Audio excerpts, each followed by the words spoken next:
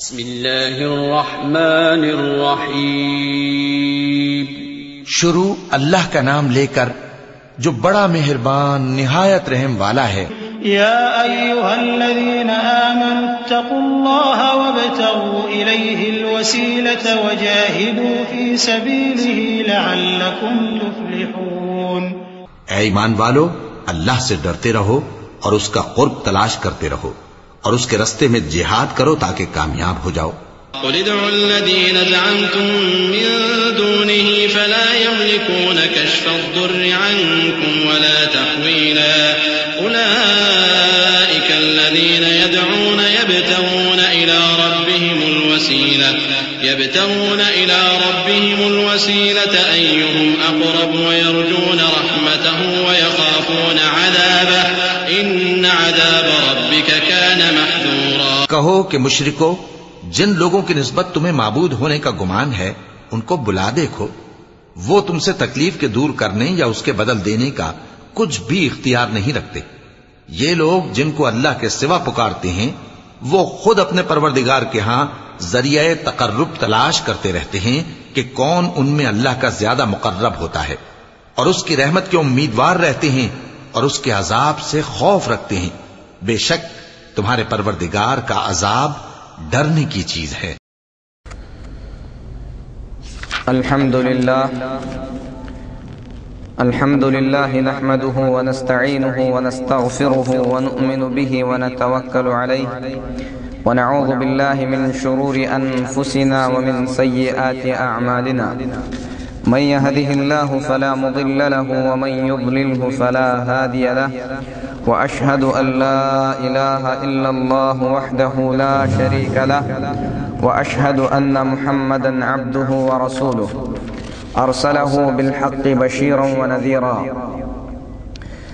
أما بعد فإن أحسن الحديث كتاب الله وخير الهدي هدي محمد صلى الله عليه وسلم وشر الأمور محدثاتها وكل محدثة بدعة وكل بدعة ضلالة وكل ضلالة في النار۔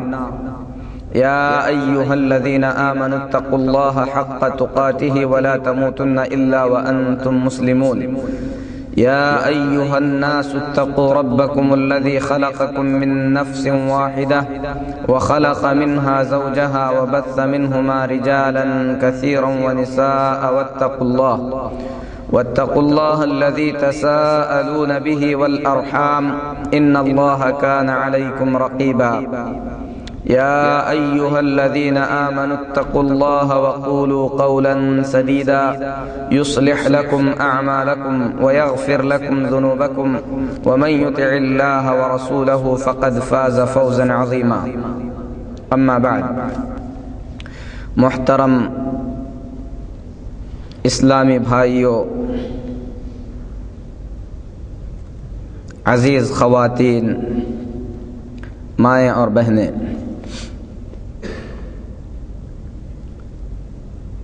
اللہ رب العالمین کا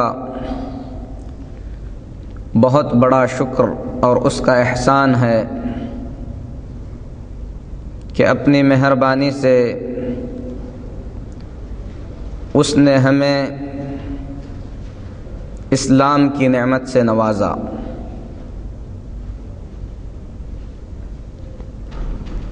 سنت کی اتباع کرنے والوں میں سے بنایا، اور اللہ تبارک و تعالی نے ہمیں عافیت سے بھی نوازا۔ یہ تین چیزیں ایسی ہیں جن کے متعلق امام ابن تیمیہ رحمۃ اللہ علیہ فرماتے ہیں کہ دنیا کی سعادت، دنیا اور آخرت کی سعادت اور نیک بختی ان تین چیزوں کے اندر سمو دی گئی ہے۔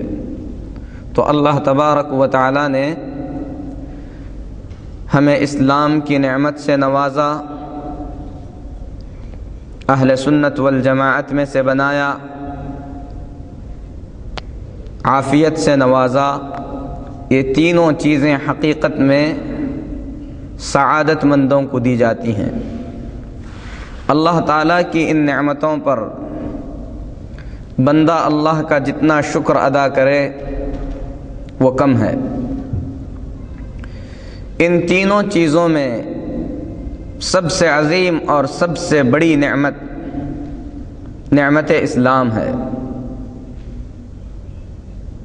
اور اس نعمت کے عظیم ہونے کے لیے اتنا ہی کافی ہے کہ اللہ تبارک و تعالی نے اسے اپنی نعمت کہا ہے۔ الیوم اکملت لکم دینکم واتممت علیکم نعمتی، آج میں نے تمہارا دین تمہارے لیے مکمل کر دیا اور میری نعمت میں نے تم پر پوری کر دی۔ وَرَضِيتُ لَكُمُ الْإِسْلَامَ دِينًا، اور اسلام تمہارا دین رہے اس بات سے میں راضی ہو گیا۔ تو اللہ تبارک و تعالی نے اس آیت کریمہ میں اسلام کو اپنی نعمت کہا ہے۔ یہ اسلام کی فضیلت اور اسلام کی اہمیت کو واضح کرنے کے لیے کافی ہے۔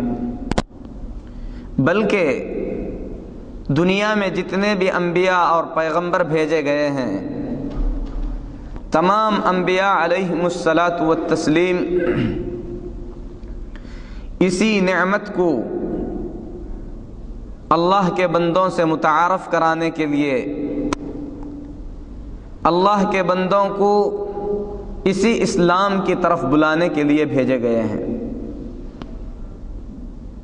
بلکہ تمام انسانوں اور جنوں کی پیدائش کا مقصد اسی اسلام کی صحیح تصویر پیش کرنا ہے۔ لیکن عزیز بھائیوں، کچھ ایسی چیزیں ہیں جن چیزوں کے ارتکاب سے، جن چیزوں کو کر بیٹھنے سے آدمی کی یہ عظیم نعمت اس سے چھین لی جاتی ہے۔ کچھ چیزیں ایسی ہیں جن چیزوں کو کرنے سے اسلام ختم ہو جاتا ہے، آدمی مسلمان باقی نہیں رہتا، اس کا اسلام ٹوٹ جاتا ہے، وہ مسلمانوں کے زمرے سے نکل کر کافروں کی لسٹ میں شریک ہو جاتا ہے۔ اور ہم اللہ سے دعا کرتے ہیں کہ اللہ تبارک و تعالی ہمیں ان تمام چیزوں سے محفوظ رکھے، اور رب سے دعا کرتے ہیں اللہم ارنا الحق حقا وارزقنا اتباعہ، کہ اے اللہ حق بات کو ہم پر واضح فرما، حق بات پر عمل کی توفیق عطا فرما، وارنا الباطل باطلا وارزقنا اجتنابہ، اے اللہ باطل کو بھی ہم پر واضح کر دے، باطل سے تو ہمیں بچا لے۔ وہ چیزیں جن کے کرنے سے آدمی کا اسلام ٹوٹ جاتا ہے، آدمی مومنوں کے زمرے سے نکل کر کافروں کی جماعت میں شریک ہو جاتا ہے، ان چیزوں کو نواقض اسلام کہتے ہیں۔ یعنی ایسی چیزیں جو ایمان کو توڑنے والی ہیں، اسلام کو ختم کرنے والی ہیں۔ ان میں سے سب سے پہلی چیز اللہ تعالیٰ کے ساتھ کسی اور کو شریک کرنا ہے۔ اللہ تعالیٰ کے ساتھ کسی اور کو شریک کرنا، یہ اللہ تبارک و تعالیٰ کی ربوبیت میں بھی ہو سکتا ہے، اللہ تعالیٰ کی عبادت میں بھی ہو سکتا ہے، اللہ تبارک و تعالیٰ کے ناموں اور اللہ تعالیٰ کی صفتوں میں بھی ہو سکتا ہے۔ یہ شریک اللہ تعالیٰ کے نیک بندوں میں سے بھی ہو سکتا ہے اور اللہ تعالیٰ کے دشمنوں میں سے بھی ہو سکتا ہے۔ اللہ تعالیٰ کی خاص چیزوں میں کسی کو بھی شریک کیا جائے، یہ شرک کہلاتا ہے، اور ایسا کرنے والا دائرہ اسلام سے نکل کر کفر کے دائرے میں داخل ہو جاتا ہے۔ شرک کے متعلق گزشتہ پروگرام میں کافی تفصیلی بحث کی جا چکی ہے۔ انشاءاللہ آج کی اس ملاقات میں نواقض اسلام میں سے ایک اور چیز کے متعلق سیر حاصل بحث کرنے کی کوشش کی جائے گی۔ اسلام کو توڑنے والی چیزوں میں سے ایک اور چیز، اسلام کو توڑنے والی چیزوں میں سے دوسری اہم اور بڑی چیز یہ ہے کہ بندہ اپنے اور اپنے رب کے درمیان عبادت میں کسی کو وسیلہ بنائے، اپنے اور اپنے رب کے درمیان عبادت میں کسی اور کو وسیلہ بنانا، اس کی عبادت کرنا، اسے مصیبت میں پکارنا، اس پر بھروسہ کرنا اور اس سے شفاعت طلب کرنا، یہ نواقض اسلام میں سے ایک ہے۔ جو آدمی اس چیز کا ارتکاب کرتا ہے، علماء امت کا اتفاق ہے کہ ایسا آدمی دائرہ اسلام سے نکل کر کفر کے دائرے میں داخل ہو جاتا ہے۔ اگر کوئی شخص اپنے اور اپنے رب کے بیچ کسی اور کو وسیلہ بنا کر اس کی عبادت کرتا ہے، مصیبت میں پہنچ کر اسے پکارتا ہے، اس پر ایسا بھروسہ کرتا ہے جیسا توکل اللہ کی ذات پر ہونا چاہیے، اس سے سفارش طلب کرتا ہے، تو علماء امت کا اتفاق ہے کہ ایسا آدمی کافر ہو جاتا ہے، ایسے آدمی کا ایمان ختم ہو جاتا ہے۔ میرے محترم بھائیوں، وسیلے کا موضوع بہت ہی زیادہ اہم اور بہت ہی زیادہ ضروری موضوع ہے۔ وسیلے میں سے کچھ وسیلے ایسے ہیں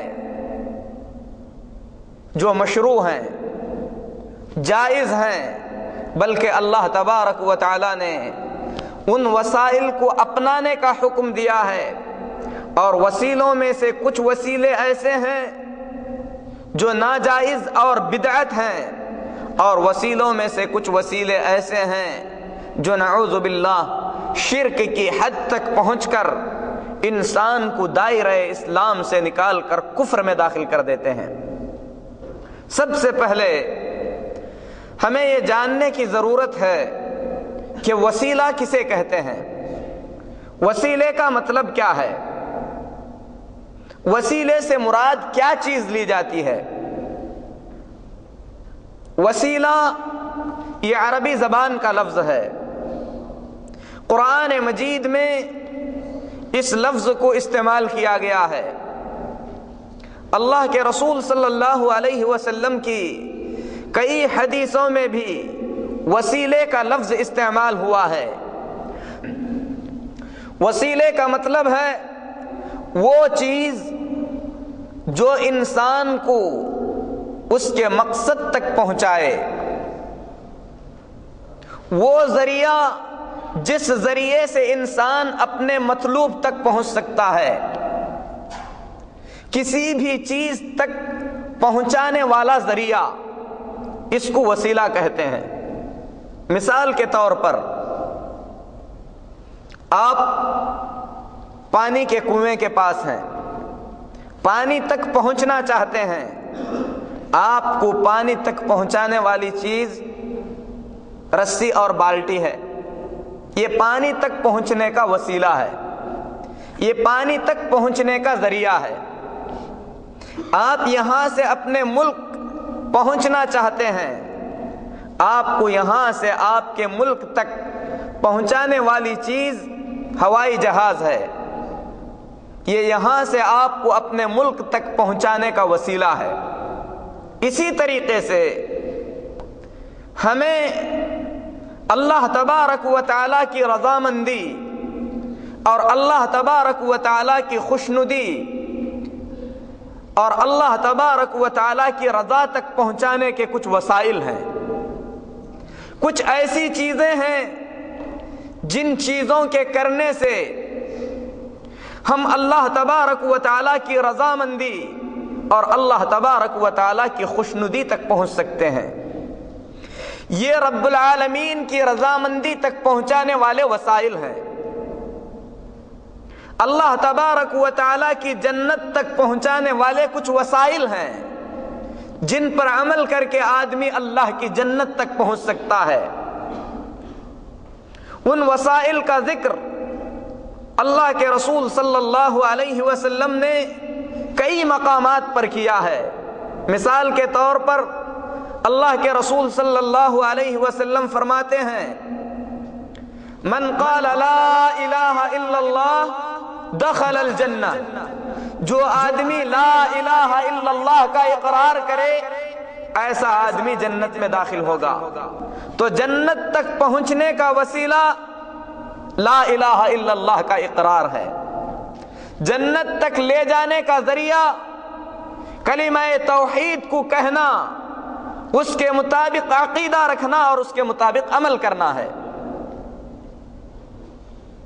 تو وسیلے کا مطلب ہے وہ چیز جو آدمی کو کسی مطلوبہ چیز تک پہنچائے۔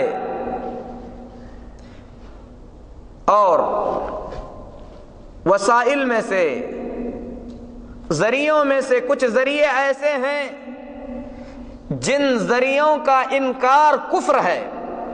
مثال کے طور پر اللہ تبارک و تعالی کا پیغام ہم تک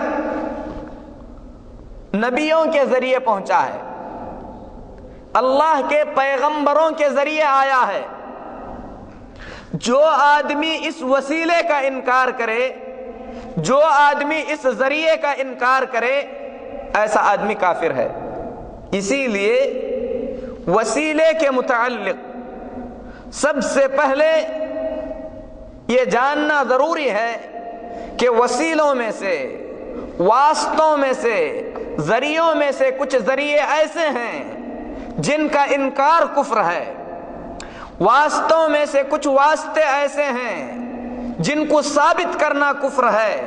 واسطوں میں سے کچھ واسطے ایسے ہیں جن واسطوں کو اللہ تبارک و تعالی نے مشروع اور جائز قرار دیا ہے۔ اسی لیے امام ابن تیمیہ رحمۃ اللہ علیہ فرماتے ہیں کہ اگر کوئی شخص یہ کہے کہ ہمارے اور اللہ کے درمیان واسطہ ضروری ہے، وسیلہ ضروری ہے، تو سب سے پہلے اس سے پوچھو کہ واسطے سے تیری مراد کیا ہے۔ اگر وہ یہ کہے کہ اللہ کا دین ہم تک نبیوں کے واسطے سے پہنچا ہے، نبیوں کے ذریعے سے پہنچا ہے، تو یہ ایمان ہے۔ کیونکہ جو آدمی اس واسطے کا انکار کرے گا ایسا آدمی کافر ہو جائے گا۔ لیکن میرے محترم بھائیوں، اہل بدعت کی زندگی کو ٹٹولو تو وہ ان چیزوں کا انکار کرتے ہیں جن چیزوں کو شریعت نے ثابت کیا ہے، اور ان چیزوں کو ثابت کرتے ہیں جن چیزوں کو شریعت نے ٹھکرایا ہے۔ اہل بدعت، اہل الضلال، گمراہ لوگ، بعض لوگوں کا ان میں سے یہ عقیدہ ہے کہ نعوذ باللہ وہ اللہ کا پیغام ڈائریکٹ اللہ تعالی سے لیتے ہیں، انہیں اللہ تبارک و تعالی کے پیغام تک پہنچنے کے لیے اللہ کے نبیوں کی ضرورت نہیں ہے۔ جو لوگ ان میں سے ولایت کا جھوٹا دعویٰ کرتے ہیں، وہ کہتے ہیں حدثنی قلبی الربی، میرے دل نے ڈائریکٹ اللہ سے مجھے یہ بات بیان کی۔ یہ ضلالت ہے، یہ کفر ہے، کیونکہ اللہ کی بات تک پہنچنے کا اگر ہمارے پاس کوئی ذریعہ اور کوئی واسطہ ہے تو وہ صرف اور صرف انبیاء علیہم الصلاۃ والتسلیم ہیں۔ اللہ کے نبیوں کے بغیر ہم تک اللہ کی کوئی بات نہیں پہنچ سکتی۔ جو آدمی اس وسیلے کا انکار کرے، اس واسطے کا انکار کرے اور یہ کہے کہ میرا وجدان کہتا ہے، میں نے خواب میں فلاں چیز دیکھی اور اس کو دین بناتا ہے، اس کو اللہ کا پیغام سمجھتا ہے، ایسا آدمی منحرف، گمراہ اور ضلالت کی گہری کھائی میں ہے۔ کیونکہ اللہ تبارک و تعالی نے اپنے بندوں تک اپنا پیغام پہنچانے کے لیے جس راستے کو چنا ہے وہ انبیاء علیہم الصلاۃ والتسلیم کا ذریعہ اور انبیاء علیہم الصلاۃ والتسلیم کا واسطہ ہے۔ لہذا اس واسطے کا اقرار عین ایمان ہے اور اس واسطے کا انکار کفر اور ضلالت ہے۔ دین کی کوئی چیز اللہ کے انبیاء کے بتائے بغیر ہم تک نہیں پہنچ سکتی۔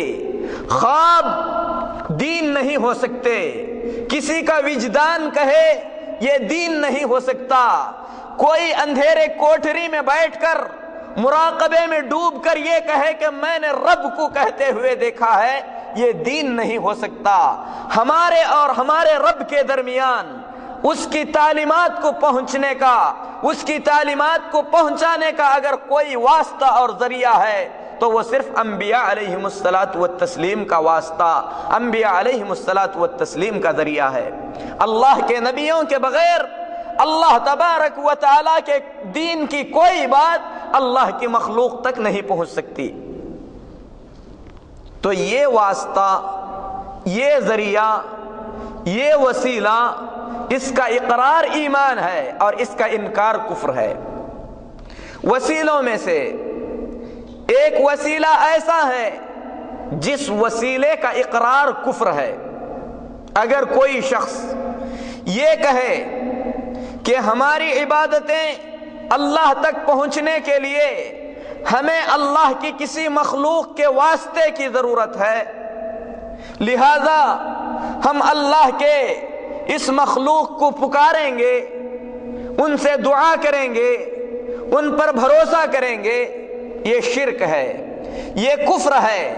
اس واسطے کا اقرار آدمی کو دائرہ ایمان سے نکال کر کفر کے دائرے میں داخل کر دیتا ہے۔ اور اللہ تبارک و تعالی نے مشرکین مکہ اور اس سے پہلے یہود و نصارہ کے متعلق فرمایا والذین اتخذوا من دونہ اولیاء، وہ لوگ جنہوں نے اللہ کے سوا اولیاء بنا لیے۔ وہی لفظ میں بیان کر رہا ہوں جو لفظ قرآن مجید میں آیا ہے۔ اللہ فرماتا ہے والذین اتخذوا من دونہ اولیاء، وہ لوگ جنہوں نے اسے چھوڑ کر یعنی اللہ کو چھوڑ کر کسی اور کو ولی بنا لیا، کہتے ہیں ما نعبدهم الا ليقربونا الى الله زلفى، ہم ان کی عبادت، ان ولیوں کی عبادت صرف اس لیے کرتے ہیں کہ یہ ہمیں اللہ سے ہمیں قریب کر دیں گے۔ سورہ زمر کی آیت ہے، آیت نمبر 3 ہے۔ یہاں سے جانے کے بعد قرآن مجید کھول کر ترجمے کے ساتھ پڑھ سکتے ہیں۔ اللہ تعالیٰ فرماتا ہے والذین اتخذوا من دونہ اولیاء، جنہوں نے اللہ کے علاوہ اولیاء بنائے، کہتے ہیں ما نعبدهم الا ليقربونا الى الله زلفى، ہم ان کی عبادت صرف اس لیے کرتے ہیں کہ یہ اللہ سے ہمیں قریب کر دیں گے۔ اللہ فرماتا ہے ان اللہ يحكم بينهم فيما هم فيه يختلفون، جس چیز میں یہ اختلاف کر رہے ہیں اس کا فیصلہ اللہ کے دربار میں ہوگا۔ ان اللہ لا يهدي من هو كاذب كفار، جو جھوٹا اور ناشکرا ہے اللہ تبارک و تعالی اسے راہ ہدایت نہیں دکھاتے، اللہ تبارک و تعالی اسے ہدایت نہیں دیتے۔ یہ عمل اللہ کے سوا اولیاء بنانا، اس کو اللہ تبارک و تعالی نے جھوٹ اور کفر سے تعبیر کیا ہے۔ اور سورہ کہف میں اللہ تبارک و تعالی فرماتا ہے افحسب الذین کفروا ان یتخذوا عبادی من دونی اولیاء، کیا وہ لوگ جو کفر کرتے ہیں یہ گمان کرتے ہیں کہ میرے بندے میرے علاوہ اولیاء بنائیں؟ افحسب الذین کفروا، کیا سوچتے ہیں وہ لوگ جنہوں نے کفر کیا ان یتخذوا عبادی من دونی اولیاء، کہ میرے بندے مجھے چھوڑ کر کسی اور کو ولی بنائیں؟ تو اللہ تبارک و تعالی نے مشرکین کے اس عمل کو بیان فرمایا کہ وہ اللہ کے سوا اولیاء بناتے تھے۔ یہ اولیاء کون ہوتے تھے؟ تفسیر ابن کثیر کھولیے، تفسیر ابن کثیر، یہ امام ابن کثیر رحمت اللہ علیہ کی لکھی ہوئی تفسیر کی کتاب ہے، اور یہ کتاب آج سے تقریباً 700 سال پہلے لکھی گئی ہے۔ اور اس کتاب میں امام ابن کثیر رحمت اللہ علیہ نے صحابہ کی تفسیر، اس کے بعد تابعین کی تفسیر کو بیان کیا ہے۔ اسی لیے مسلمانوں کے بیچ اس تفسیر کا بڑا مقام اور مرتبہ ہے۔ اور امام ابن کثیر رحمت اللہ علیہ اس کتاب میں اس آیت کی تفسیر میں امام مجاہد رحمت اللہ علیہ سے بیان فرماتے ہیں۔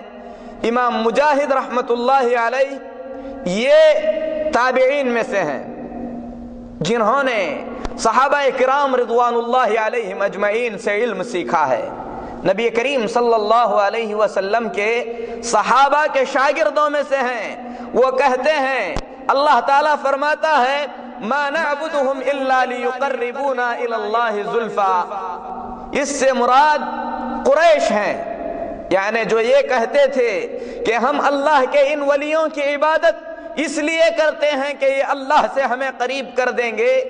امام مجاہد رحمت اللہ علیہ فرماتے ہیں کہ یہاں پر کفار قریش کا بیان ہو رہا ہے۔ وہ اپنے معبودوں کے متعلق یہی کہا کرتے تھے کہ یہ اللہ سے ہمیں قریب کر دیں گے، اور اس سے پہلے لوگ عیسیٰ علیہ السلام کی عبادت کرتے تھے، مریم علیہ السلام کی عبادت کرتے تھے، اللہ کے فرشتوں کی عبادت کرتے تھے، حضرت عزیر علیہ السلام کی عبادت کرتے تھے۔ یہ کس کی بات ہے؟ امام مجاہد رحمت اللہ علیہ کی بات ہے، جو صحابہ کے شاگردوں میں سے ہیں۔ کہتے ہیں کہ یہاں پر جن معبودان باطلہ کا ذکر ہو رہا ہے، جس چیز کو اللہ تبارک و تعالی کفر اور شرک قرار دے رہا ہے، یہ عبادت عیسیٰ علیہ السلام کی ہے، مریم علیہ السلام کی ہے، عزیر علیہ السلام کی ہے، اور اللہ کے فرشتوں کی ہے۔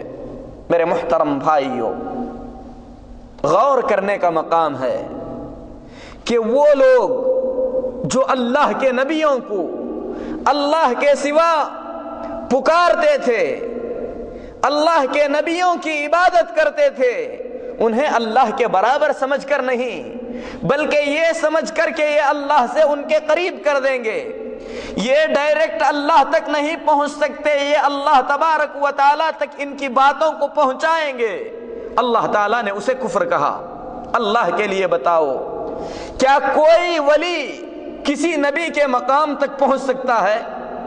اللہ کی قسم، دنیا کے تمام اولیاء، لاکھوں کروڑوں اولیاء کو اگر ایک پلڑے میں رکھا جائے، اللہ کے نبیوں میں سے کسی ایک نبی کو ایک پلڑے میں رکھا جائے، تو اللہ کی قسم اللہ کے نبی کا پلڑا تمام اولیاء کے پلڑے سے بھاری ہوگا۔ ہم اہل سنت والجماعت کا یہ عقیدہ ہے کہ انبیاء علیہم الصلاۃ والتسلیم اللہ کے رسول اور اللہ کے پیغمبر، اللہ تبارک و تعالیٰ کے سب سے معزز اور سب سے مقرب بندے ہیں۔ اللہ کا کوئی ولی بلکہ اللہ کے تمام اولیاء مل کر کسی ایک نبی کے مقام اور مرتبے کو ہرگز نہیں پہنچ سکتے۔ ہم اہل سنت والجماعت کا یہ عقیدہ ہے کہ اس پوری امت میں اگر کوئی شخص اللہ کے رسول صلی اللہ علیہ وسلم کے بعد افضل اور بہتر ہو سکتا ہے تو وہ سیدنا ابو بکر صدیق رضی اللہ تعالیٰ عنہ ہے. ابو بکر صدیق رضی اللہ تعالیٰ عنہ جیسے کئی ابو بکر مل کر بھی ایک نبی کے مقام کو ہرگز نہیں پہنچ سکتے. انبیاء کا مقام، اللہ کے رسولوں کا مقام تمام لوگوں کے مقام اور مرتبے سے اونچا ہے. اللہ کا کوئی ولی اللہ کے نبی کے درجے تک ہرگز نہیں پہنچ سکتا.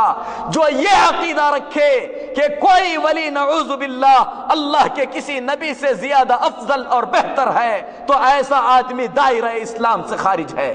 تو میرے محترم بھائیوں، جب اللہ کے ان اولیاء کو، اللہ کے ان پیغمبروں کو مشرکین نے پکارا اور اللہ کے برابر سمجھ کر نہیں بلکہ یہ سمجھ کر پکارا کہ اللہ کے یہ انبیاء، اللہ کے یہ فرشتے، عیسیٰ علیہ السلام، مریم علیہ السلام، عزیر علیہ السلام اور اللہ کے فرشتے، بس ان کو اللہ کے قریب کر دیں گے تو اللہ تبارک و تعالی نے اسے جھوٹ اور کفر کہا. تو بات بالکل واضح ہے کہ اگر کوئی شخص اپنے اور اپنے رب کے بیچ میں عبادت کے لیے کسی اور کو وسیلہ اور واسطہ بناتا ہے تو ایسا آدمی دائرہ اسلام سے نکل کر کفر کے دائرے میں داخل ہو جاتا ہے. لیکن اگر کوئی یہ کہے کہ ہم اللہ کے ان نیک بندوں کی عبادت نہیں کرتے، مصیبت میں ہم اللہ کے ان نیک بندوں سے نہیں پکارتے، مصیبت میں ہم اللہ کے ان نیک بندوں کو نہیں پکارتے، ان پر ویسا بھروسہ نہیں کرتے جیسا بھروسہ اللہ پر ہونا چاہیے، ہم یہ نہیں سمجھتے کہ یہ نفع اور نقصان کے مالک ہیں بلکہ یہ اللہ کے نیک بندوں میں سے نیک بندے ہیں، ان کے مقام اور مرتبے کی وجہ سے ہو سکتا ہے ہماری بات اللہ تک پہنچ جائے. تو میرے محترم بھائیوں، یہ شرک تو نہیں لیکن بدعت اور ضلالت ہے. اور بدعت کے متعلق اتنا ہی کافی ہے کہ رسول اللہ صلی اللہ علیہ وسلم نے فرمایا کل بدعت ضلالہ وکل ضلالۃ فی النار، ہر بدعت گمراہی ہے اور ہر گمراہی کا ٹھکانہ جہنم ہے. کیونکہ یہ راستہ، یہ طریقہ اللہ کے رسول صلی اللہ علیہ وسلم نے ہم کو نہیں بتلایا ہے. نبی کریم صلی اللہ علیہ وسلم کے صحابہ نے اس راستے کو نہیں چنا ہے.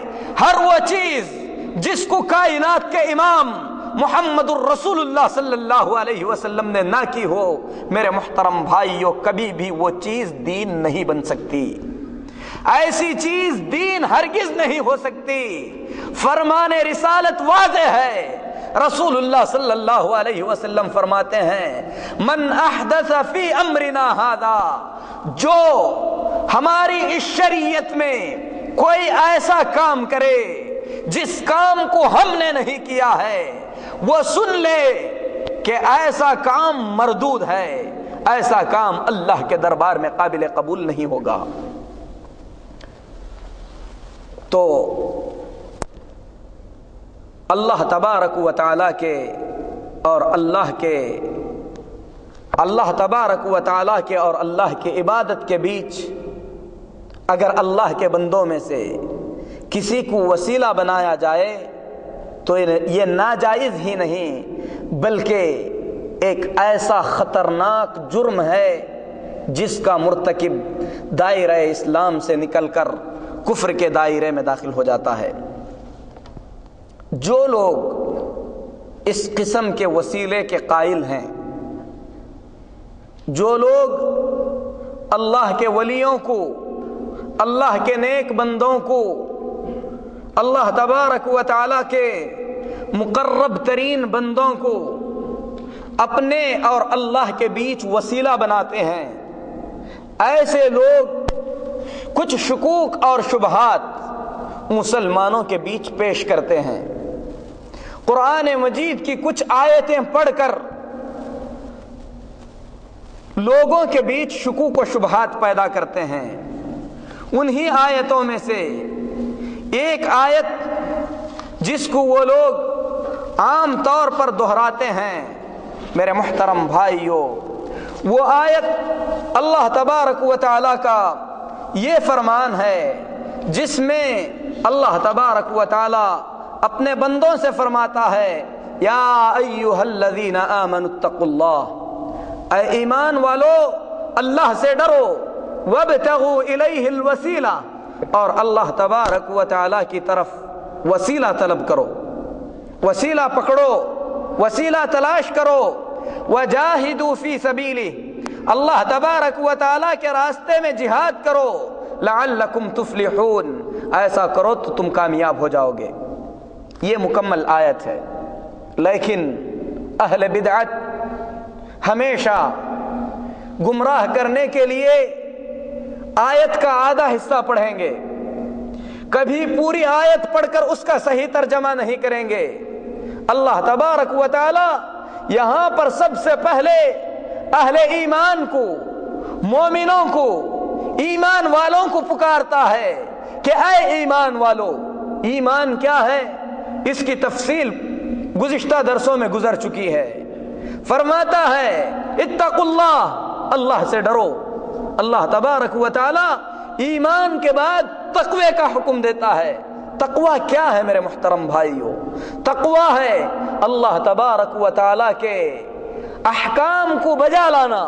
اللہ تبارک و تعالی نے جن چیزوں کو کرنے کا حکم دیا ہے، اللہ تبارک و تعالی سے ثواب کی امید کرتے ہوئے، اللہ تبارک و تعالی سے ڈرتے ہوئے، اللہ تبارک و تعالی کے اتارے ہوئے نور یعنی اسلام کی روشنی میں اللہ کے احکام کو بجا لانا۔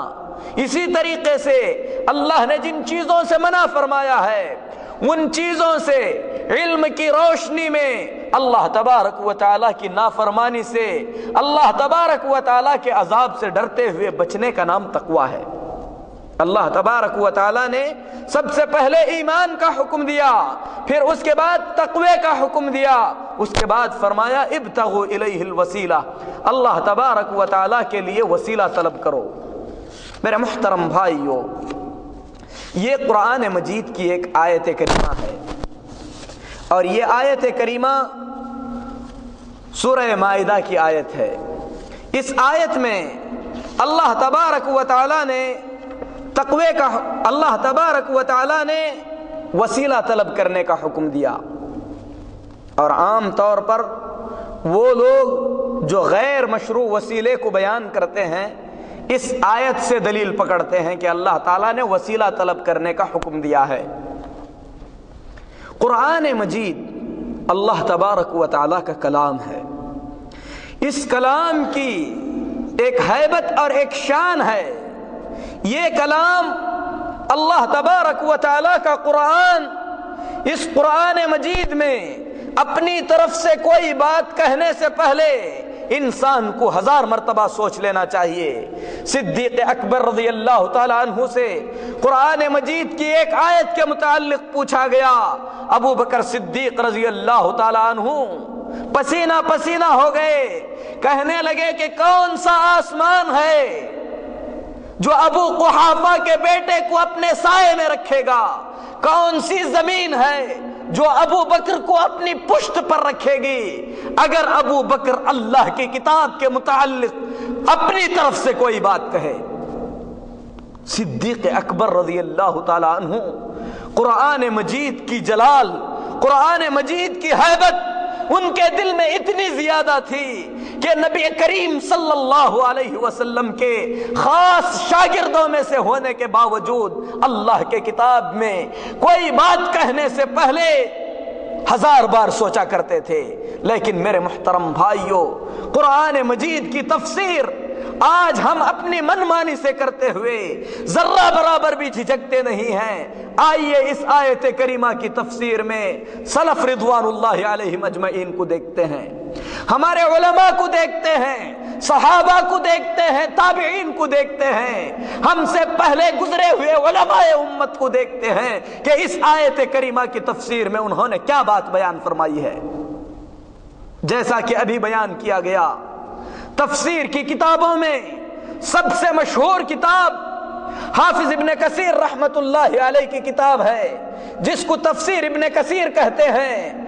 امام ابن کثیر رحمت اللہ علیہ سفیان ثوری رحمت اللہ علیہ سے بیان فرماتے ہیں، جو کہ تابعین کے علماء میں سے ایک بہت بڑے عالم ہیں، وہ حضرت عبداللہ بن عباس رضی اللہ تعالی عنہ سے اس آیت کی تفسیر کے متعلق بیان کرتے ہیں کہ یہاں پر وسیلے سے مراد اللہ تبارک و تعالی کا تقرب، ایسی چیزیں جو انسان کو اللہ سے قریب کرنے والی ہیں، ان چیزوں کو اللہ نے اپنانے کا حکم دیا ہے۔ ابن عباس کون ہیں میرے محترم بھائیوں؟ ابن عباس رضی اللہ تعالی عنہ رشتے کے اعتبار سے رسول اللہ صلی اللہ علیہ وسلم کے چچا کے بیٹے ہیں۔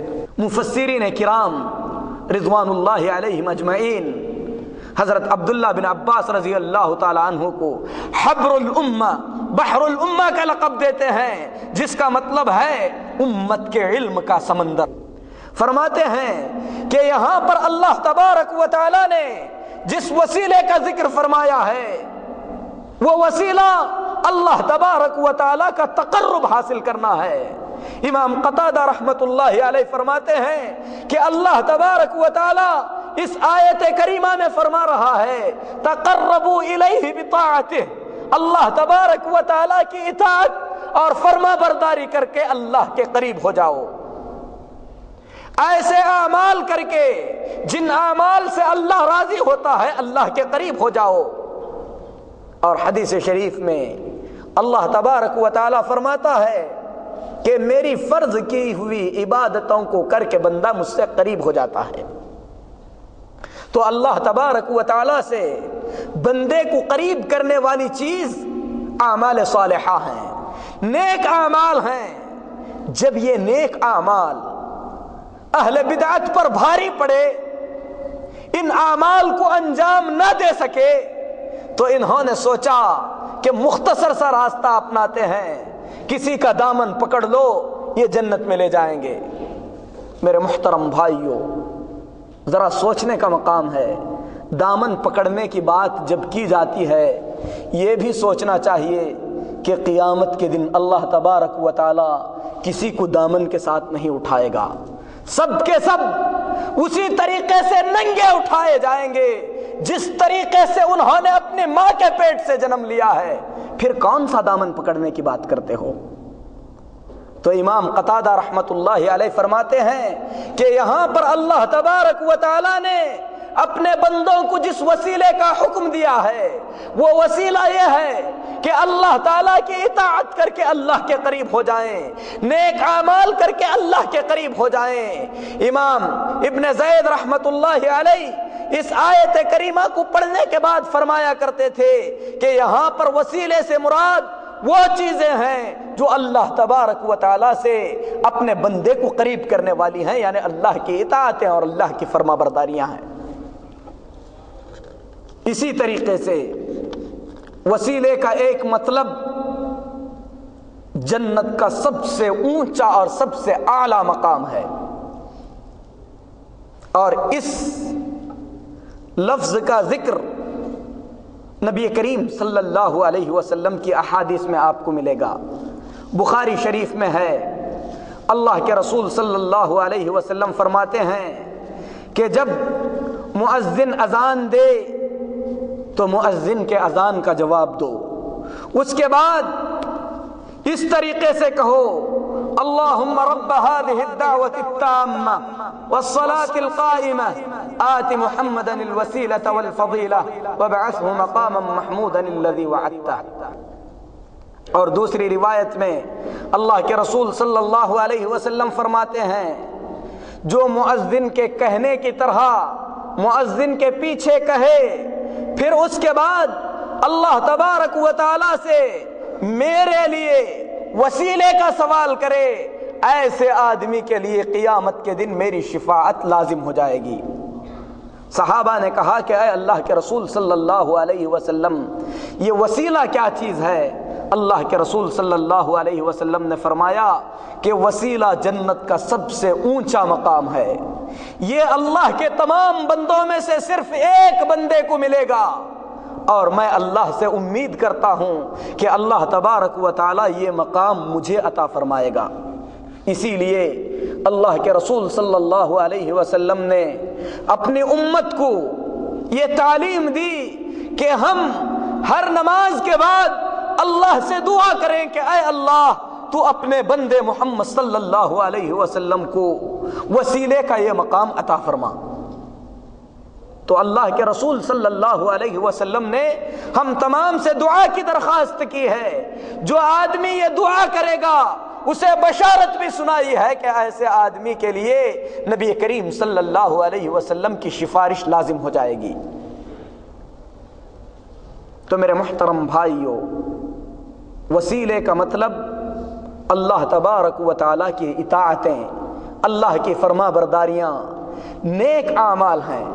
اسی طریقے سے قرآن مجید میں اللہ تبارک و تعالیٰ دوسری جگہ پر فرماتا ہے قُلِ ادْعُوا الَّذِينَ زَعَمْتُم مِّن دُونِهِ، اے محمد صلی اللہ علیہ وسلم آپ ان لوگوں سے کہہ دیجئے جو کہ اللہ کے سوا کسی اور کو پکارتے ہیں، فَلَا يَمْلِكُونَ كَشْفَ الضُّرِّ عَنْكُمْ وَلَا تَحْوِيلًا، جن لوگوں کو تم اللہ کے سوا پکارتے ہو یہ نہ تو نفع کے مالک ہیں اور نہ نقصان کے مالک ہیں، یہ نہ نفع دے سکتے ہیں اور نہ نفع کو ایک سے نکال کر دوسرے کو عطا کر سکتے ہیں۔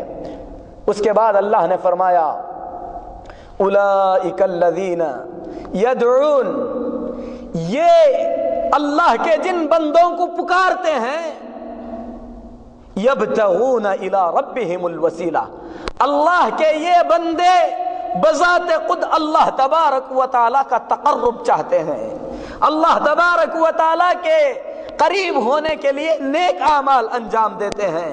وَيَرْجُونَ رَحْمَتَهُ، اللہ تبارک و تعالیٰ کی رحمت کی امید کرتے ہیں۔ وَيَخَافُونَ عَذَابَهُ، اور اللہ کے عذاب سے ڈرتے ہیں۔ إِنَّ عَذَابَ رَبِّكَ كَانَ مَحْذُورًا، بے شک تمہارے رب کا عذاب ڈرنے کی چیز ہے۔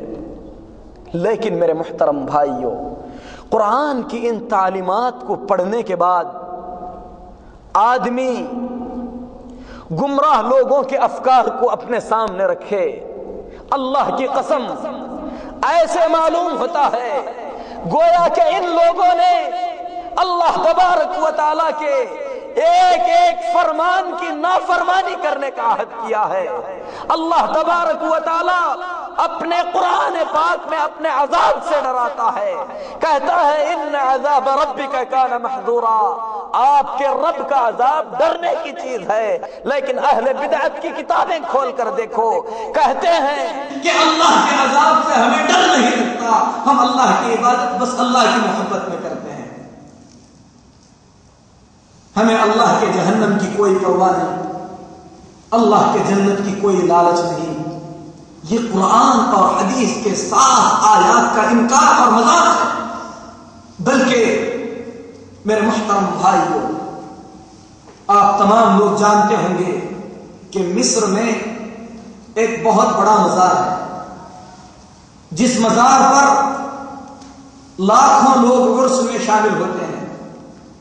اس مزار میں جس آدمی کو دفن کیا گیا ہے اس کا نام بدوی ہے۔ اس کی حیات زندگی میں لکھتے ہیں کہ انہوں نے اللہ تبارک و تعالیٰ سے یہ درخواست کی، بلکہ اللہ تعالیٰ سے یہ دعا کی کہ اللہ تبارک و تعالیٰ جس نے ان کو دیکھا ہے اسے جہنم میں نہ ڈالے۔ اللہ نے ان کی دعا کو قبول کر لیا۔ یہ مرتبہ تو اللہ تعالیٰ نے اپنے نبیوں کو بھی نہیں دیا۔ عبداللہ بن ابی بن سلول نے اللہ کے نبی کو دیکھا، اللہ کے نبی سے مصافحہ بھی کیا، ظاہری طور پر ایمان بھی قبول کر لیا، بلکہ جس وقت مرا اللہ کے نبی کے کپڑوں میں دفن کیا گیا۔ اللہ کے نبی صلی اللہ علیہ وسلم نے مرنے کے بعد ان کے بیٹے کا دل رکھنے کے لیے اس کے منہ میں اپنا لعاب بھی ڈالا، اور اللہ کے نبی نے اس کی جنازے کی نماز بھی پڑھائی۔ لیکن اللہ تبارک و تعالیٰ نے اپنے نبی صلی اللہ علیہ وسلم سے فرمایا کہ ایسے آدمیوں کے لیے آپ 70 مرتبہ بھی مغفرت کی دعا کریں گے، اللہ ان کو معاف نہیں کرے گا۔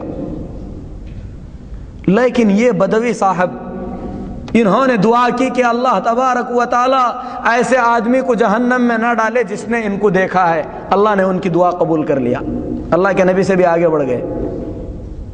پھر انہوں نے دعا کی کہ جو شخص کسی ایسے آدمی کو دیکھے جس نے ان کو دیکھا ہے اس کو بھی جہنم میں نہ ڈالا جائے. اللہ نے وہ بھی قبول کر لیا. اسی طریقے سے کئی مرتبہ انہوں نے دعائیں کی کہ جس نے ان کو دیکھنے والوں کو دیکھا ہے اس کو بھی جہنم میں نہ ڈالے. اللہ نے وہ بھی دعا قبول کر لیا. اس کے بعد انہوں نے دعا کی کہ اے اللہ تو مجھے جہنم میں ڈال دے. اللہ تعالیٰ نے یہ دعا قبول نہیں کیا. کہا کہ اے بدوی اگر میں تمہیں جہنم میں ڈال دوں گا تو جہنم کی آگ گلزار ہو جائے گی، سب کے سب پھول بن جائیں گے، پھر میں اپنے بندوں کو عذاب کس طریقے سے دوں گا. نعوذ باللہ. یہ ضلالت، یہ گمراہی، اس قسم کے واقعات میرے محترم بھائیوں ایسی لوگوں کی کتابوں میں جو اسلام کا دعویٰ کرتے ہیں بھرے پڑے ہیں، جبکہ قرآن پاک میں اللہ تعالیٰ فرماتا ہے ان عذاب ربک کان محذورا، آپ کے رب کا عذاب ڈرنے والی چیز ہے. بلکہ کتابوں کا نام نہیں لوں گا، بہت سی کتابوں میں لکھا ہے کہ فلاں پیر صاحب پانی لے کر نکلے کہ جہنم کو بجھا دیں، انگار لے کر نکلے کہ جنت کو جلا دیں. نعوذ باللہ. اللہ تبارک و تعالیٰ نے جنت اور جہنم پر پہرا لگا رکھا ہے کہ اللہ تبارک و تعالیٰ ان تمام چیزوں سے غافل ہے. یہ کفر ہونے کے لیے ایک آدمی صرف سنتا ہے تو سننے کے بعد اس کا کفر ہونے کے لیے کافی ہے. میرے محترم بھائیوں، اللہ تبارک و تعالیٰ نے عقل جیسی نعمت عطا فرمائی ہے. اس نعمت کو استعمال کرو. استعمال کرنے سے یہ ختم نہیں ہوگی، ڈرنے کی کوئی ضرورت نہیں. آپ عقل جتنی بھی استعمال کریں گے ختم نہیں ہوگی، آپ کی عقل باقی ہی رہے گی. لیکن انسان جب ایسی مجلسوں میں چلا جاتا ہے اپنے عقل پر تالے لگا لیتا ہے. کوئی سنتا ہے کہ نعوذ باللہ اللہ کے رسول صلی اللہ علیہ وسلم پاکستان آئے، ناراض ہوئے، ہوٹل میں رکے، جاتے وقت ٹکٹ بھی مانگے، انہوں نے ٹکٹ بھی دے دیا. ان تمام چیزوں کو آدمی سنتا ہے، اس کے باوجود تصدیق بھی کرتا ہے. میرے محترم بھائیو، یہ اللہ کے دین کے ساتھ کھلواڑ ہے. اللہ کا دین قرآن مجید میں ہے، نبی کریم صلی اللہ علیہ وسلم کی سنتوں میں ہے. اسی لیے اس دنیا سے رخصت ہوتے وقت امام کائنات محمد الرسول اللہ صلی اللہ علیہ وسلم نے ہم کو تعلیم دیتے ہوئے فرمایا تھا کہ کتاب و سنت تمہارے بیچ میں چھوڑ کر جا رہا ہوں، میرے صحابہ کی روش پر چلتے ہوئے جب تک اس کتاب و سنت کو تھامے رہو گے ہرگز گمراہ نہیں ہوگے. تو کامیابی کی ضمانت اللہ کی کتاب ہے، رسول اللہ صلی اللہ علیہ وسلم کی سنت ہے. صحابہ کے منہج پر سمجھنا ہوگا، تابعین کے طریقے پر سمجھ کر عمل کرنا ہوگا. وسیلے کا مطلب وہ ہرگز نہیں ہے جو یہ گمراہ لوگ بیان کرتے ہیں. وسیلے کا مطلب وہ ہے جو ابن عباس رضی اللہ تعالیٰ عنہ نے بیان کیا.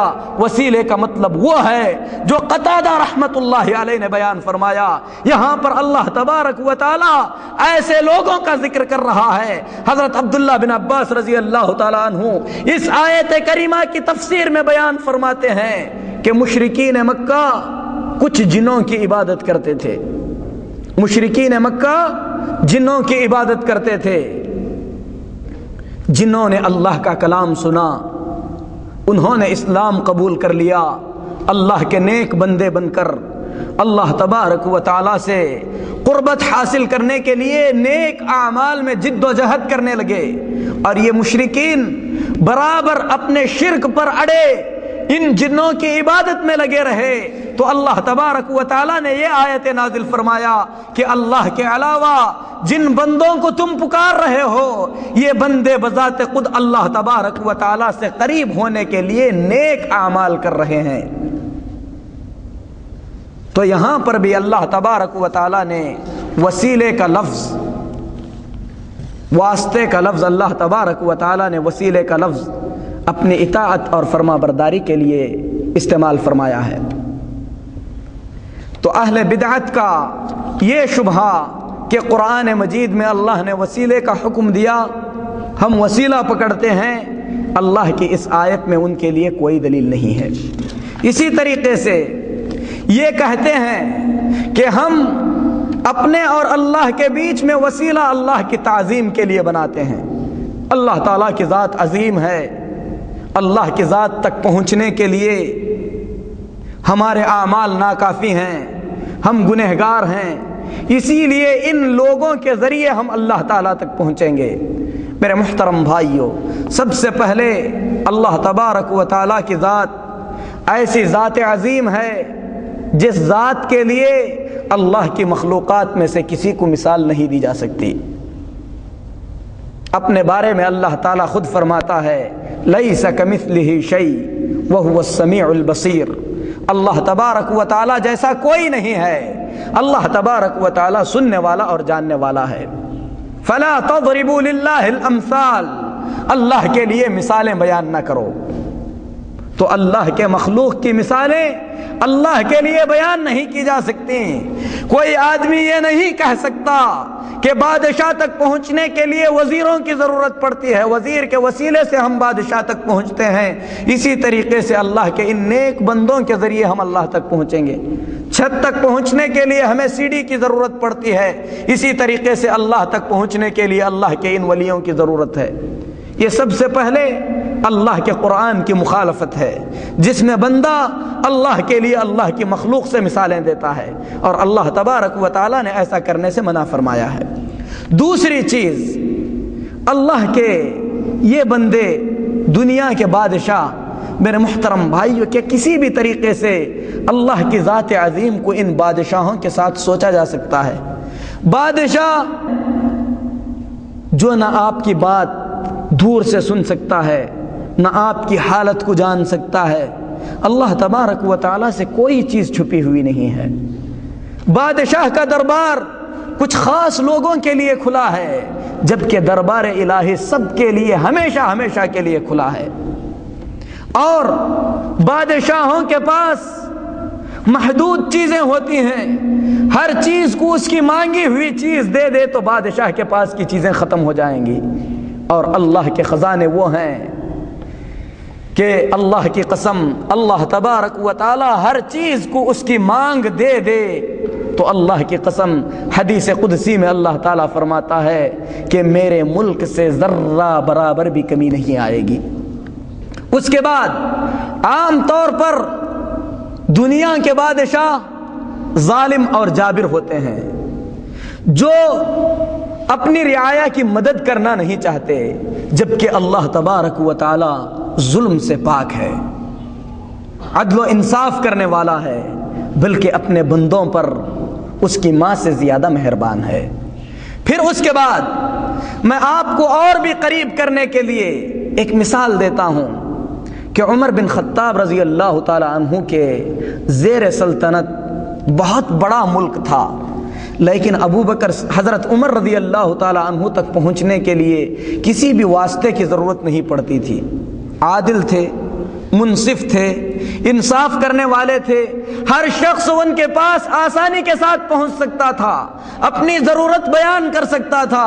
اللہ کا ایک انصاف کرنے والا بندہ اگر اس تک بغیر کسی واسطے کے پہنچا جا سکتا ہے تو اللہ کے عدل و انصاف کی مثال ہی نہیں ہے۔ اور اس نے بذات خود اپنے نبی محمد صلی اللہ علیہ وسلم کو تعلیم دیتے ہوئے فرمایا ہے وَإِذَا سَأَلَكَ عِبَادِي عَنِّي فَإِنِّي قَرِيب، اے محمد صلی اللہ علیہ وسلم، جب بندے آپ سے میرے بارے میں پوچھیں تو میں ان سے قریب ہوں۔ قرآن کا جو اسلوب ہے، قرآن مجید کے یہ الفاظ جس انداز سے بیان کیے گئے ہیں، جو آدمی عربی گرامر جانتا ہے وہ اچھی طریقے سے سمجھ سکتا ہے کہ قرآن پاک میں اللہ تبارک و تعالی نے اپنے بندوں کو جو تعلیم دینا چاہا اس تعلیم کے دیتے ہوئے اپنے نبی سے کہا کہ بندے آپ سے فلاں چیز کے بارے میں پوچھتے ہیں، کہیے کہ اس کا حکم اس طریقے سے ہے، فلاں بندے آپ سے فلاں چیز کے بارے میں پوچھتے ہیں، آپ بتائیے کہ اس کا معاملہ اس طریقے سے ہے۔ میرے محترم بھائیو، جب اللہ تبارک و تعالی اپنے بندے میں اپنے بارے میں بتا رہا ہے تو اس وقت اللہ تبارک و تعالی نے یہ الفاظ بھی استعمال نہیں کیے کہ آپ بتائیے کہ میں ان سے قریب ہوں، بلکہ اللہ تبارک و تعالی نے ڈائریکٹ کہا کہ آپ سے بندے میرے بارے میں پوچھتے ہیں، میں ان سے قریب ہوں۔ بندے پکاریں، ہمیشہ کے لیے پکاریں، اللہ تبارک و تعالی بندے کی آواز کو سنتا ہے۔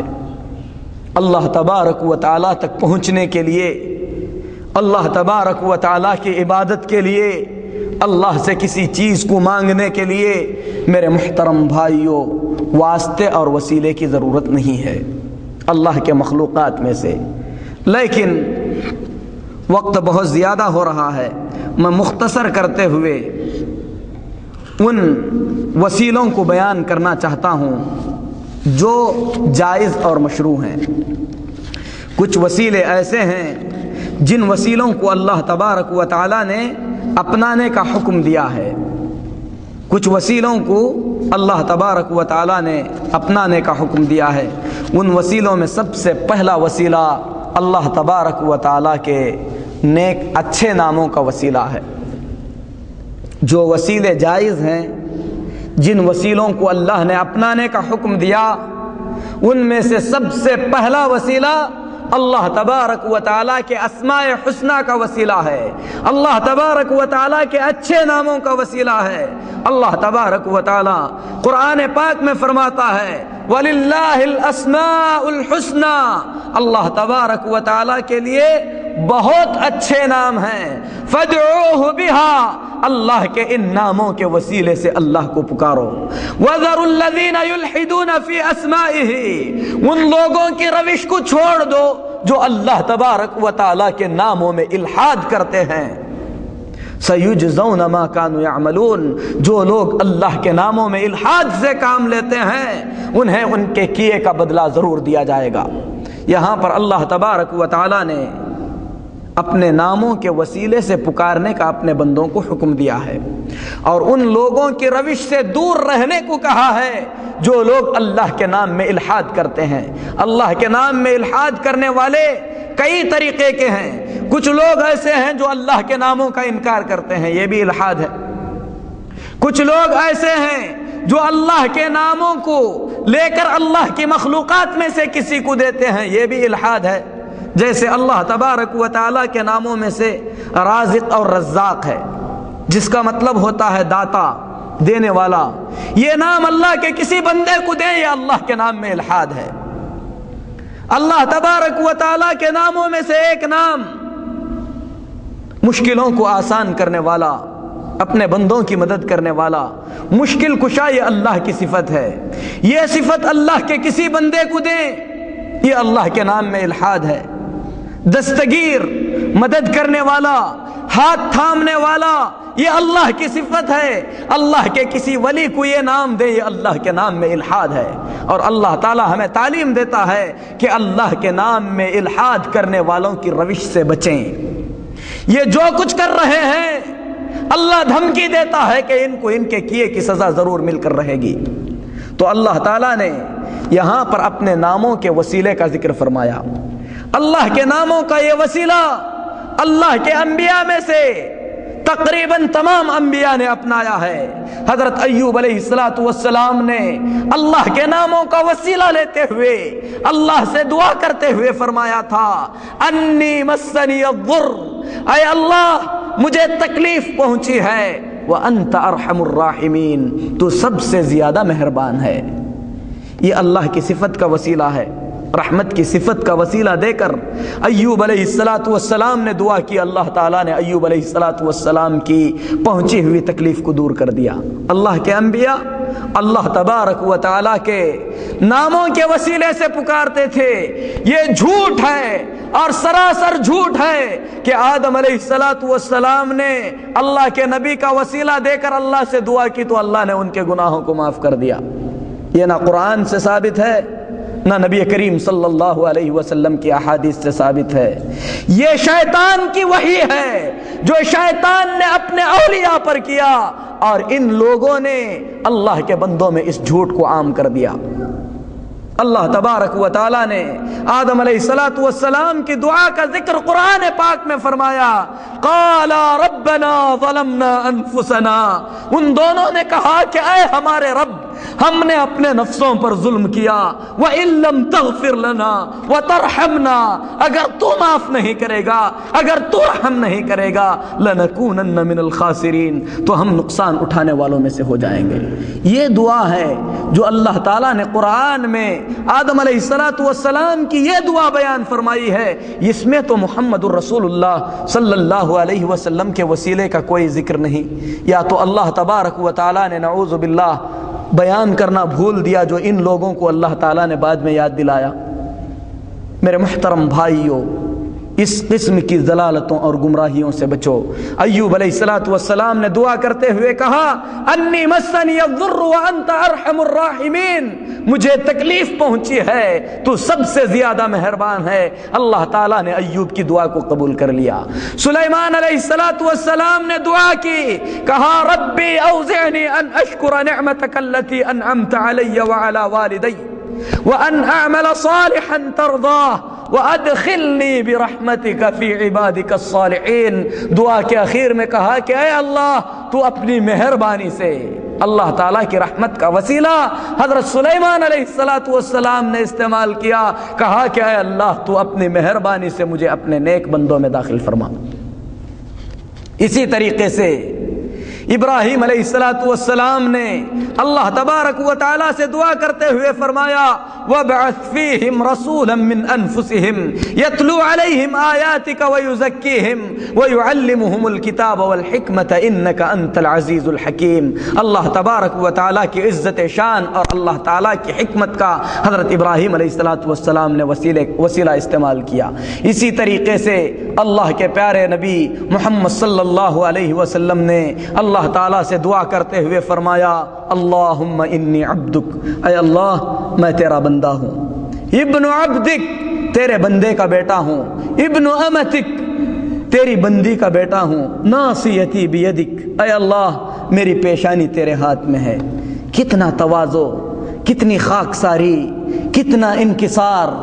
دوسری طرف دیکھیے، کوئی کہتا ہے کہ نعوذ باللہ عبد القادر جیلانی نے کہا، قدمی ھذا علی رقبۃ کل ولی من اولیاء اللہ، کہ میرا یہ قدم اللہ کے ولیوں میں سے ہر ولی کی گردن پر ہے۔ ایک طرف اللہ کے نبی صلی اللہ علیہ وسلم اللہ تبارک و تعالیٰ سے کس قدر خاکساری سے دعا کرتے ہیں، دوسری طرف اولیاء کی شان کو کتنا بڑھایا جا رہا ہے۔ نعوذ باللہ، اللہ کے ان اولیاء میں سے اللہ کے انبیاء بھی ہیں۔ اگر کوئی یہ عقیدہ رکھے کہ نعوذ باللہ عبد القادر جیلانی رحمت اللہ علیہ کا قدم اللہ کے نبیوں کے گردن پر بھی ہے، تو ایسی صورت میں یہ کفر ہے۔ میرے محترم بھائیو، اللہ کے نبی صلی اللہ علیہ وسلم فرماتے ہیں، ناصیتی بیدک، میری پیشانی تیرے ہاتھ میں ہے، ماض فی حکمک، تیرا ہر فیصلہ مجھ میں نافذ ہے، عدل فی قضاؤک، تیرا ہر فیصلہ میرے حق میں، اے اللہ انصاف والا فیصلہ ہے۔ اسألک بکل اسم ہوا لک، تیرے تمام ناموں کے وسیلے سے اے اللہ میں تجھ سے مانگتا ہوں۔ یہ وسیلہ ہے جو اللہ کے نبی صلی اللہ علیہ وسلم نے استعمال کر کے اللہ سے دعا کی، اور آخر میں فرمایا کہ جو آدمی اس دعا کو پڑھے گا، اللہ تبارک و تعالی اس کی ہر پریشانی کو دور کرے گا، اس کی ہر مصیبت کو اللہ تعالی خوشی میں بدل دے گا۔ بنے بنائے اذکار، بنے بنائے وظائف، ان وظائف کو چھوڑ کر نبی کریم صلی اللہ علیہ وسلم کی ان سنتوں کو تلاش کرو، اور یاد رکھو کہ کتاب و سنت میں ہر چیز کا علاج بتلایا گیا ہے۔ اسی طریقے سے اللہ کے رسول صلی اللہ علیہ وسلم نے تشہد میں ایک شخص کو کہتے ہوئے سنا، اللہم انی اسألک یا اللہ الواحد الاحد الصمد الذي لم يلد ولم يولد ولم يكن له كفوا احد ان تغفر لي، اے اللہ میں تجھ سے مانگتا ہوں، تو اللہ ہے، تو اکیلا ہے، تو بے نیاز ہے، تو وہ ذات عظیم ہے جس کو کسی نے جنم نہیں دیا اور تو نے کسی کو جنم نہیں دیا. اے اللہ ان تمام ناموں کے وسیلے سے میں تجھ سے مانگتا ہوں کہ تو میری مغفرت فرما دے.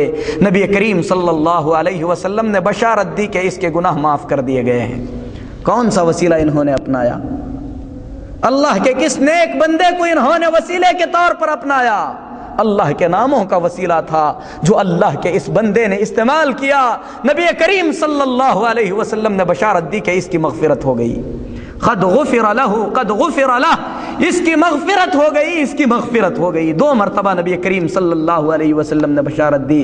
اور اطمینان رکھو کہ جو بھی حدیث اس محفل میں بیان کی جائے گی انشاءاللہ صحیح احادیث میں سے ہوگی.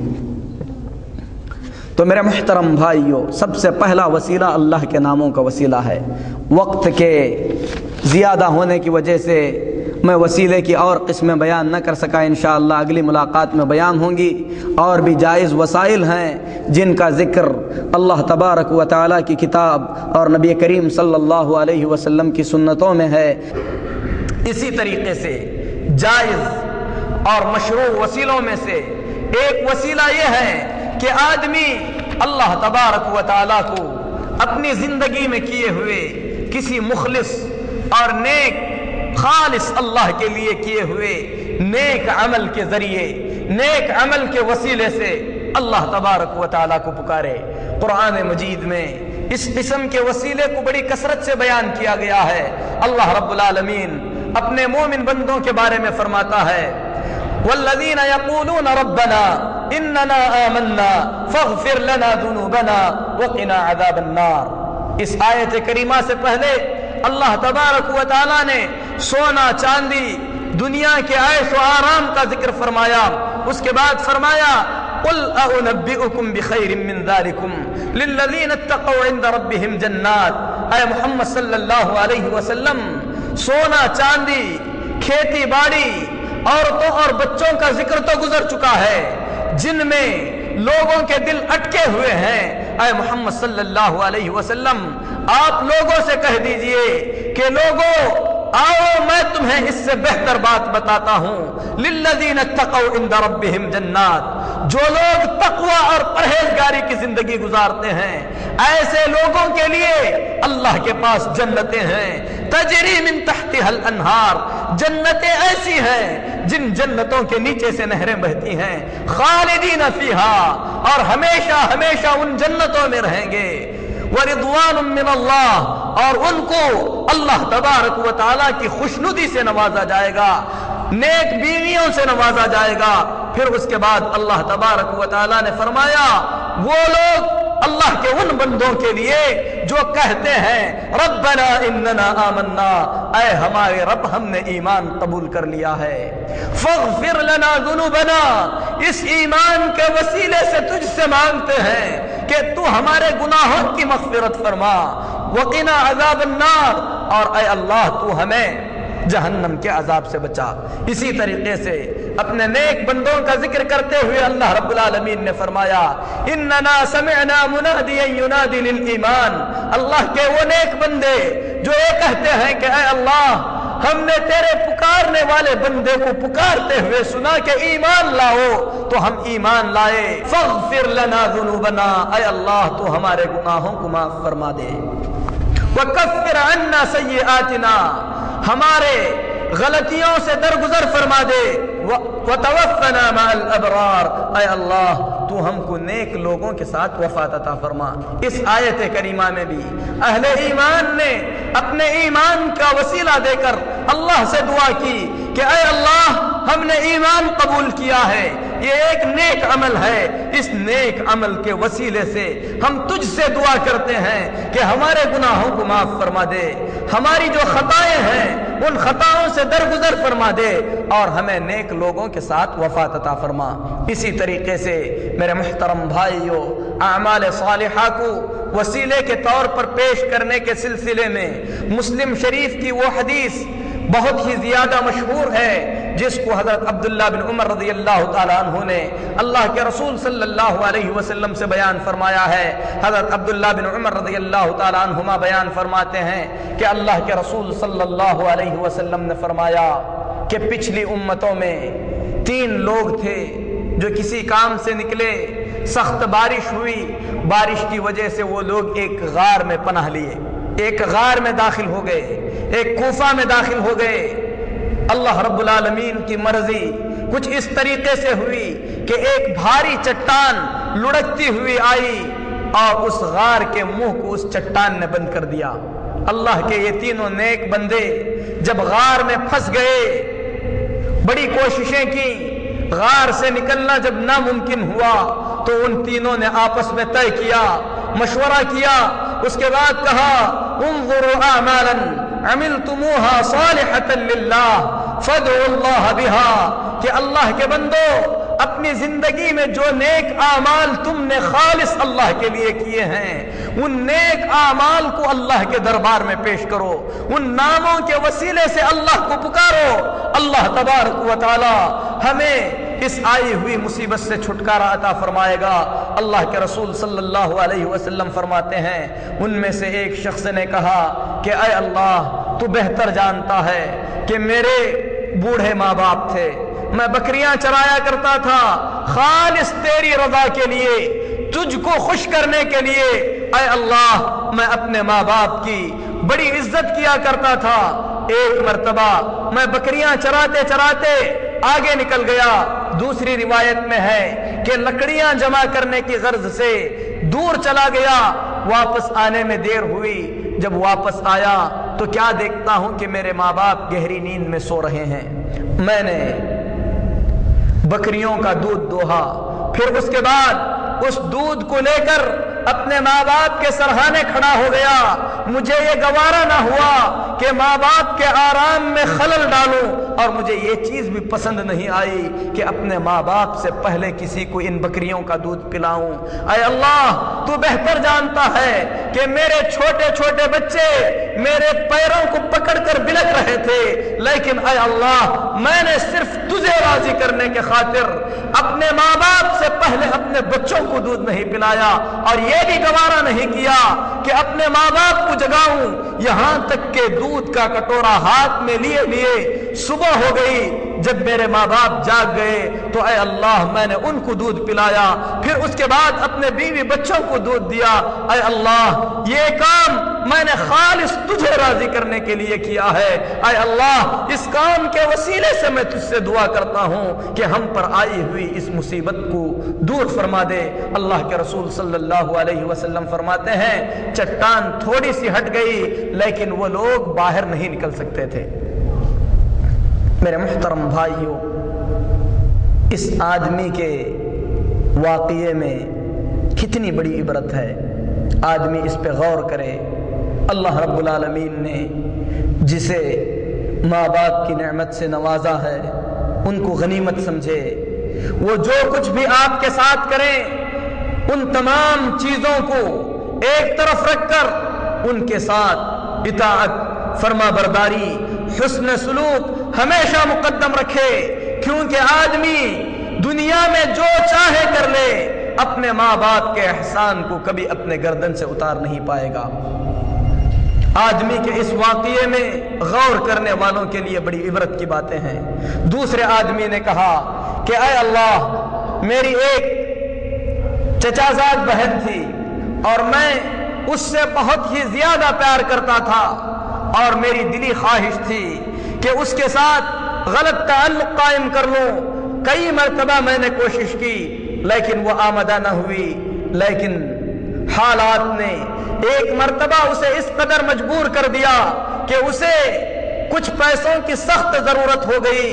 میں نے اسے 100 دینار دیے اور یہ شرط رکھا کہ وہ میرے ساتھ غلط کام کرے گی، لیکن جب تنہائی میں ہم غلط کام کے لیے نکلے اس عورت نے کہا کہ اللہ کے بندے اللہ سے ڈر، اللہ تبارک و تعالیٰ کے قانون کے بغیر اس کام کو نہ کر، اے اللہ میں فوراً اس کام سے باز آ گیا جبکہ میں اس کام کو اچھی طریقے سے انجام دے سکتا تھا۔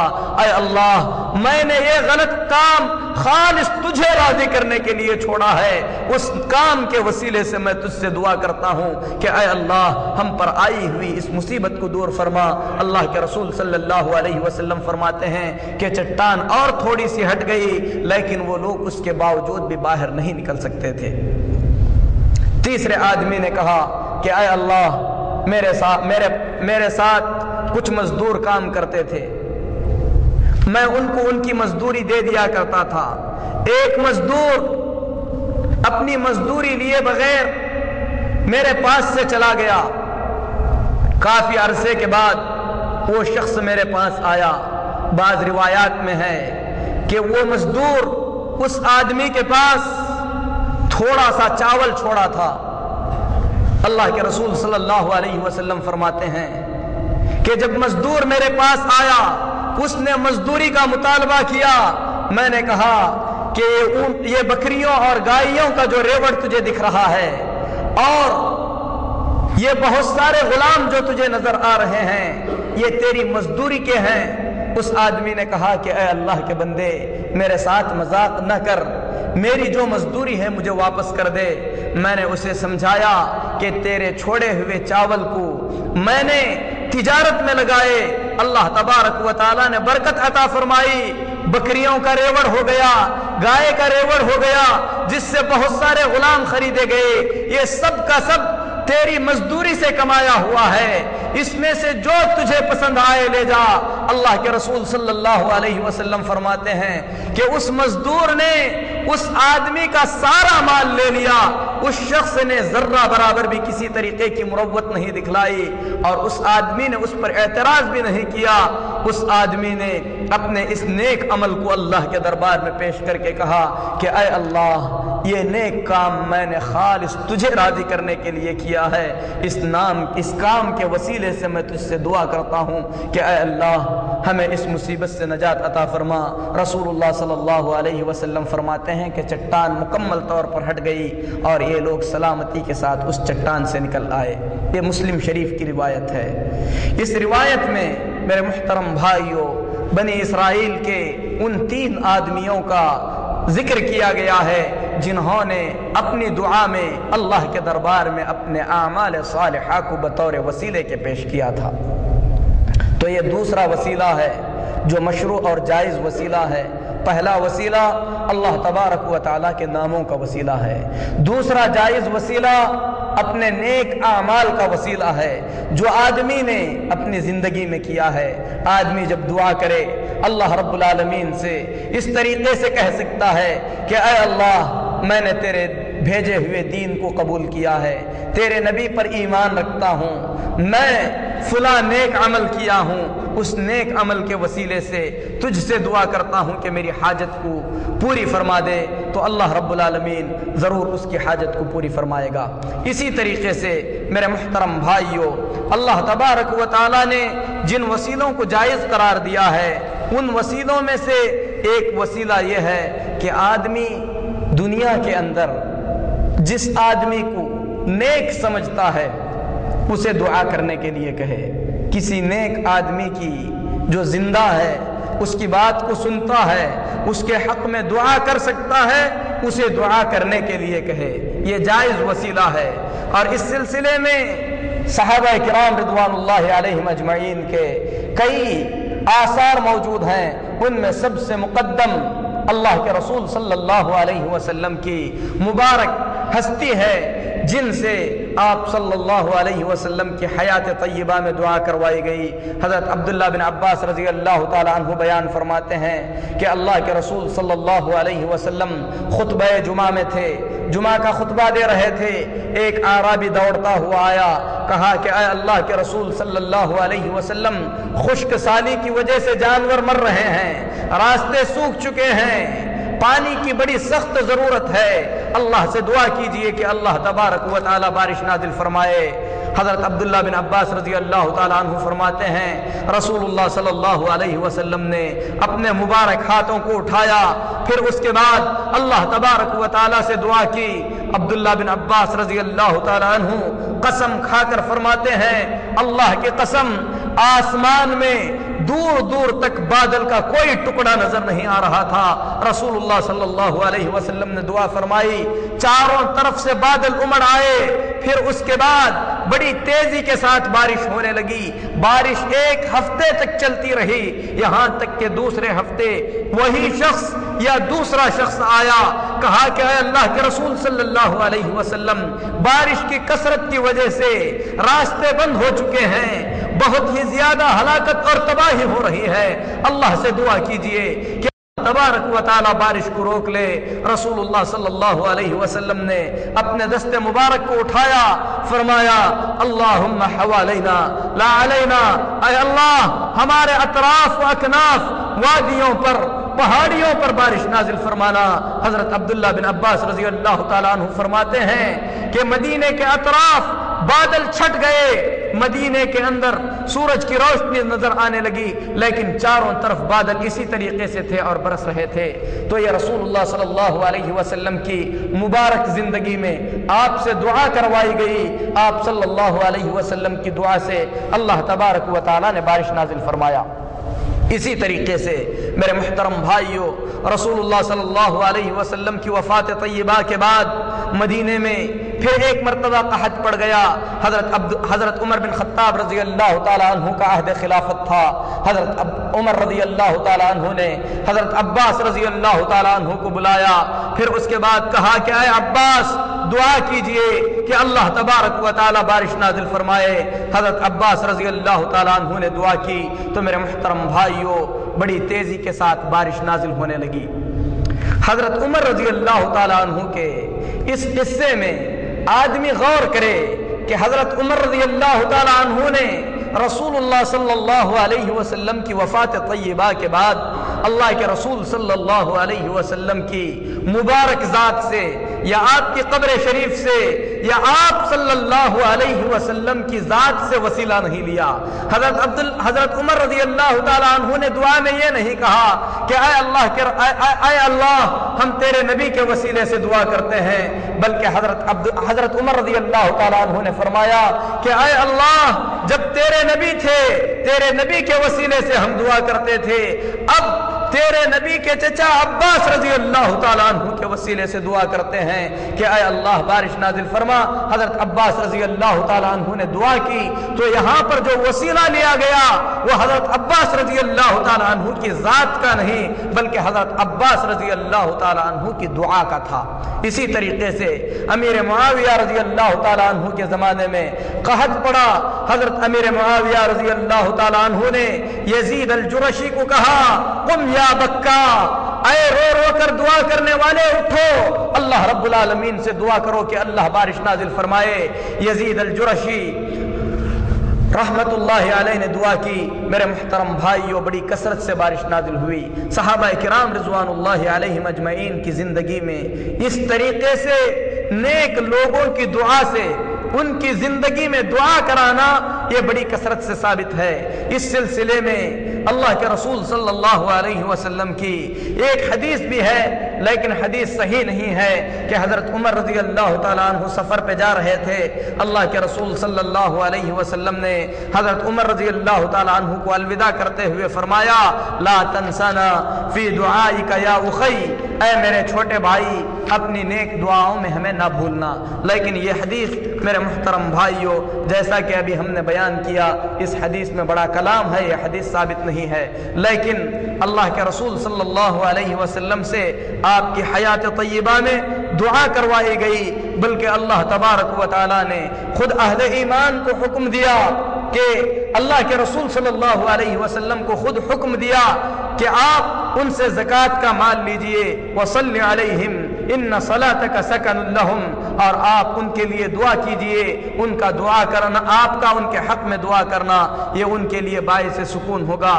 اسی طریقے سے اللہ تبارک و تعالی نے منافقین کے سلسلے میں جنہوں نے غزوے سے دور رہ کر اللہ کے رسول صلی اللہ علیہ وسلم کی نافرمانی کی، اللہ رب العالمین نے فرمایا وَلَوْ أَنَّهُمْ إِذْ ظَلَمُوا أَنفُسَهُمْ ثُمَّ جَاءُوكَ فَاسْتَغْفَرُوا اللَّهَ وَاسْتَغْفَرَ لَهُمُ الرَّسُولُ لَوَجَدُوا اللَّهَ تَوَّابًا رَحِيمًا۔ ان لوگوں نے اپنے نفسوں پر ظلم کرنے کے بعد اگر اللہ سے اپنے گناہوں کی معافی مانگی ہوتی اور رسول اللہ صلی اللہ علیہ وسلم سے استغفار کرنے کے لیے کہا ہوتا تو اللہ تبارک و تعالی ان کے گناہوں کو ضرور معاف کر دیتا۔ تو میرے محترم بھائیو، اللہ تبارک و تعالی نے اپنے بندوں کو یہ رہنمائی فرمائی کہ آپ صلی اللہ علیہ وسلم کی حیات طیبہ میں آپ سے درخواست کریں کہ آپ ان کے لیے اللہ سے مغفرت کی دعا کریں، اور اللہ کے رسول صلی اللہ علیہ وسلم جس کے حق میں مغفرت کی دعا فرما دیں اللہ تبارک و تعالی ان کی مغفرت فرما دے گا۔ لیکن یہ ساری چیزیں آدمی کے زندگی تک منحصر ہیں، ورنہ اللہ کے رسول صلی اللہ علیہ وسلم کی وفات کے بعد صحابہ کی زندگی میں آپ کو کہیں یہ بات نہیں ملے گی کہ انہوں نے اللہ کے رسول صلی اللہ علیہ وسلم کے وسیلے سے اللہ رب العالمین کے دربار میں کوئی دعا کی ہو۔ اس طریقے کی کوئی چیز آپ کو حدیث کی کتابوں میں ہرگز نہیں ملے گی۔ اگر یہ سلف کا طریقہ ہوتا، اللہ کے نیک بندوں کا طریقہ ہوتا تو ضرور ہم تک پہنچتا، اور سارا خیر اسی میں ہے کہ آدمی اپنے آپ کو صحابہ، تابعین اور تبع تابعین رضوان اللہ علیہم اجمعین کی زندگی کے مطابق اپنی زندگی کو گزارنے کی کوشش کرے، اور ہر قسم کا شر اور برائی اس میں ہے کہ آدمی دین میں وہ چیزیں ایجاد کرے جس کا اللہ تبارک و تعالیٰ نے کسی طریقے کا کوئی حکم نہ دیا ہو۔ تو میرے محترم بھائیوں، وسیلے کے متعلق، توسل کے متعلق یہ مختصر سی باتیں تھیں جو آپ لوگوں کے سامنے بیان کی گئیں۔ خلاصہ کلام یہ ہے کہ وسیلہ 4 طریقے کا ہے۔ ایک وسیلہ وہ ہے جس کا اقرار، جس پر ایمان انتہائی ضروری ہے، اس کا انکار کفر اور ضلالت ہے، اور وہ یہ ہے کہ اللہ تبارک و تعالی نے اپنے بندوں اور اپنے درمیان اپنا پیغام پہنچانے کے لیے انبیاء علیہم الصلاۃ والتسلیم کو بطور واسطے اور بطور وسیلے کے بھیجا ہے۔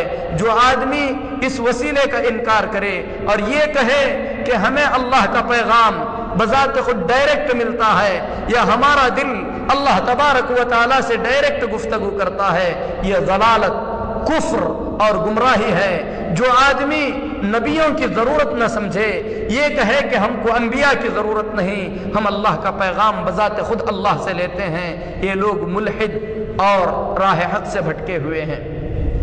اس وسیلے کا انکار کفر ہے۔